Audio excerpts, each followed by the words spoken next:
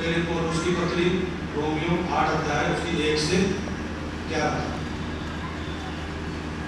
आप जो मसीह यीशु में है उन पर दंड की आज्ञा नहीं, क्योंकि वे शरीर के अनुसार नहीं वरन आत्मा के अनुसार चलते हैं।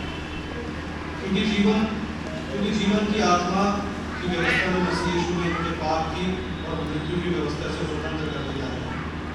क्योंकि जो काम व्यवस्था शरीर के कारण दुर्बल होकर न कर सकी उसको परमेश्वर ने किया, अर्थात अपने ही पुत्र को पाप में शरीर की समानता में और पाप वाले होने के लिए भेजकर शरीर में पाप पर दंड की आज्ञा है। इसलिए कि व्यवस्था की विधि जो हमारे शरीर के अनुसार नहीं वरन आत्मा के अनुसार चलते हैं पूरी की जाए। क्योंकि शारीरिक व्यक्ति शरीर की बातों पर मन लगाते हैं, परंतु आध्यात्मिक व्यक्ति आत्मा की बातों पर मन लगाते हैं। शरीर पर मन लगाना तो मृत्यु है, परंतु आत्मा पर लगाना जीवन और शांति है। क्योंकि शरीर पर मन लगाना तो परमेश्वर से प्यार रखना है, क्योंकि ना तो परमेश्वर की व्यवस्था के अधीन है और ना हो सकता है।